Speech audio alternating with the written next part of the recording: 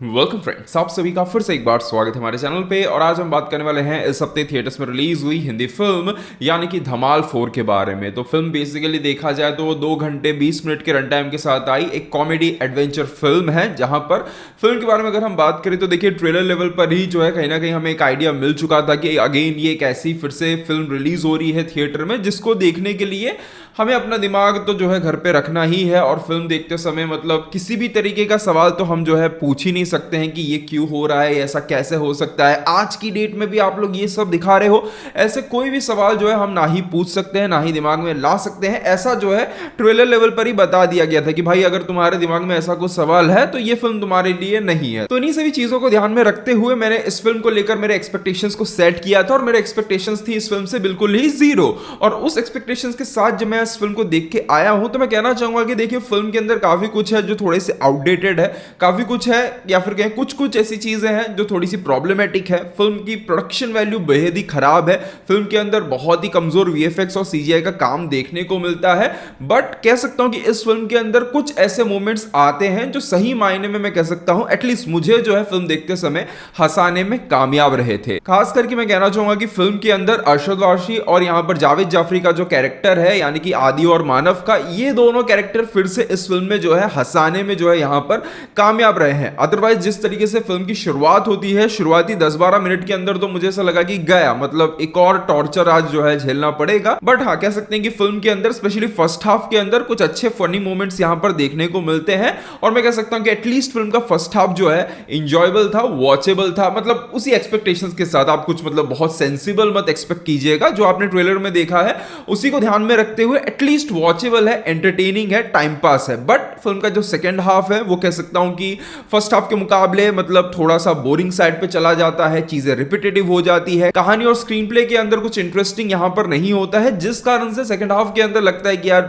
ठीक है बस अब निकल जाए फिल्म बस और हम घर निकले। सेकंड हाफ के अंदर देखिए कुछ ऐसी चीजें हैं जो कुछ एक आध पॉइंट पर शुरुआत में जो है काम कर रही थी पर उसको इतना रिपीट किया गया कि बाद में उसका मजा ही खराब हो गया। फॉर एग्जाम्पल फिल्म के अंदर कहीं कहीं पर फिल्म की जो पिछली फिल्में हैं यानी कि धमाल 3, धमाल 1, इन सभी के रेफरेंसेस जो है यहां पर ऐड किए गए हैं। फॉर एग्जांपल तुम तो थी नहीं थर्ड पार्ट में मैं था, अरे हम तो एम ढूंढ रहे थे हमें तो डब्ल्यू मिल गया, चलो यार खजाना नहीं तो वो 10 करोड़ ही मिल जाएंगे।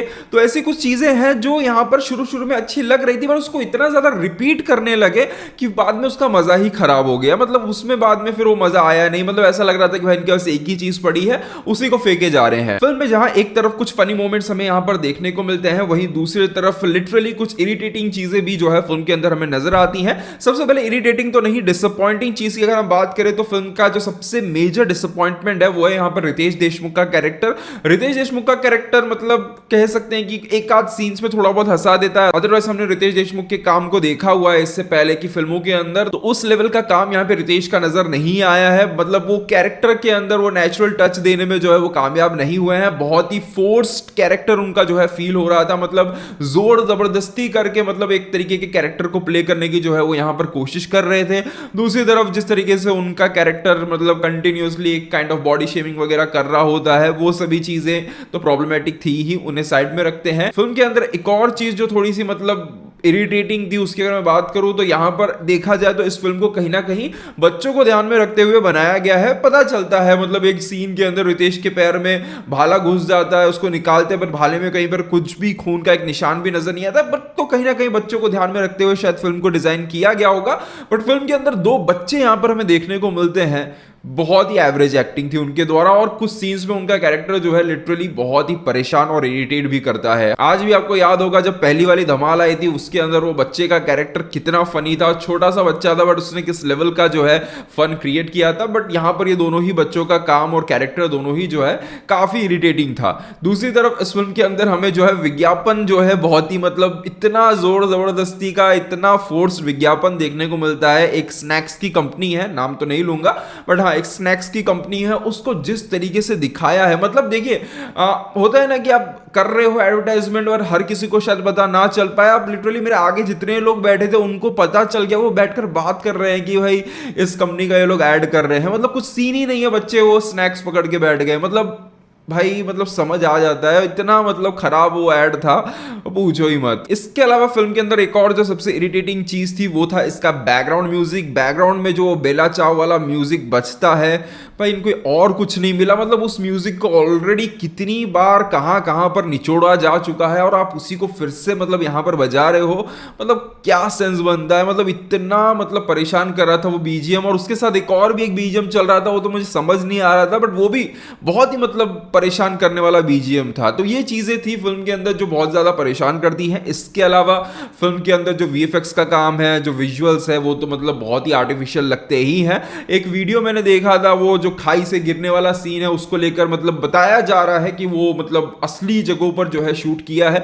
भाई उस चीज को चलो मान भी लेते हैं, आपने उस चीज को असली जगह पे शूट किया है, तो क्या फायदा। मतलब जब आपकी पूरी की पूरी फिल्म ही आर्टिफिशियल लग रही है, आपके घर के सेट से लेकर आप जहां पर जो भी गुफाएं बना रहे हो, जो भी लोकेशंस दिखा रहे हो, पानी हो गया, शिप हो गया, हर एक चीज जब आर्टिफिशियल लग रहा है, तो एक चीज कैसे हम बिलीव कर ले कि इस वर्ल्ड के अंदर ये चीज भी कहीं पर नेचुरली हो रही होगी, सही में ये लोगों ने किया होगा। वो ऑटोमेटिकली मतलब वो भी मतलब आर्टिफिशियल ही लगती है और वो कहीं पर कुछ ऐड नहीं कर पाती है। अगर फिल्म का वीएफएक्स ठीक होता तो मुझे पर्सनली ऐसा फील हुआ कि एटलीस्ट अगर कोशिश करते तो एक एडवेंचर वाला जो पार्ट है इस फिल्म का उसे बेटर किया जा सकता था। कॉमेडी कहीं ना कहीं एक पॉइंट तक फर्स्ट हाफ तक संभल चुकी थी, बट अगर सेकेंड हाफ के अंदर थोड़ा सा एडवेंचर पे फोकस डाला जाता, विजुअल्स अगर अच्छे रहते, तो मेरे हिसाब से ये एक बेटर फिल्म बन के निकल सकती थी, एटलीस्ट एक अच्छी वॉचेबल फिल्म बन सकती थी। बट खराब विजुअल्स इस फिल्म के सेकंड हाफ के अंदर, जहां पर विजुअल्स का और ज्यादा काम बढ़ जाता है, इंटरवल से ही स्टार्ट हो जाता है एक्चुअली में, जहां पर ये लोग खजाने की खोज में जाते हैं। इंटरवल से लेकर सेकंड हाफ तक वीएफएक्स और सीजीआई का इतना काम देखने को मिलता है और इतना सस्ता काम देखने को मिलता है, मतलब देख के बस ऐसा लगता है कि यार क्या है यार, इससे अच्छा तो यार कोई नॉर्मल सीन शूट कर लिए होते यार, क्या ही जरूरत थी इन सभी चीजों की। तो वो चीज जो है वो फील यहां पर आती है। बाकी अगर बात करें यहाँ पे अजय देवगन की, तो अजय देवगन है, वो अजय देवगन की ही तरह यहाँ पर फिल्म में नजर आए हैं, बस वो फिल्म के अंदर है, मतलब ऐसा कोई खास इंपैक्ट उनके परफॉर्मेंस ने जो है यहाँ पे क्रिएट नहीं किया है। एक सीन के अंदर वो अपने आइकॉनिक इश्क फिल्म के आइकॉनिक सीन को रिक्रिएट कर रहे हैं, बट वो इस तरीके से आता है कि मतलब अगर निकल भी जाएगा, मतलब इस तरीके से है वो फन जिसके लिए उसे ऐड किया गया है, वो मतलब वो फन दे नहीं पाता है। बस ऐसा लगता है कि एक जोर जबरदस्ती की कोशिश करके निकल गए, बट हंसी जो है वहां पर आई नहीं। तो ओवरऑल अगर कहा जाए तो फिल्म धमाल 4 स्ट्रिक्टली एक एवरेज टाइम पास फिल्म है। फैमिली और बच्चों के साथ कुछ टाइम पास के लिए देखना है, अगर दिमाग में कोई एक्सपेक्टेशंस नहीं है तो टाइम पास के लिए फिल्म को देख सकते हो। फर्स्ट हाफ काफी हद तक फनी है, बट सेकंड हाफ जो है थोड़ा सा आपको जो है बोरियत के अंदर ढकेलता चला जाएगा, तो आपके एक्सपेक्टेशंस को उस हिसाब से सेट रखिएगा। खैर धमाल 4 तो आज रिलीज हो गई, जिसको देखना होगा वो देख लेगा, जिसको पसंद आएगी वो कमेंट्स में बताएगा, नहीं आएगी वो भी बता जाएगा। बट आप में से कौन कौन इंतजार कर रहा है डायरेक्टर साहब के बेटे की अपकमिंग फिल्म को लेकर? अभी कुछ दिनों पहले उसका एक ट्रेलर आपने देखा ही होगा, क्या ही लाजवाब ट्रेलर था। तो मैं पर्सनली उस फिल्म को थिएटर में एक्सपीरियंस करना चाहता हूं, हालांकि वो उसका ओरिजिनल वर्जन आप सभी ने देखा हुआ है, बट इस रीमेक को, मास्टरपीस को एक बार थिएटर में जो है एक्सपीरियंस करना है मुझे। आप में से किस किस ने देख लिया है वो ट्रेलर, कमेंट्स में जरूर बताइएगा। मिलते हैं हमारे अगले वीडियो में, तब तक के लिए बाय बाय, टेक केयर।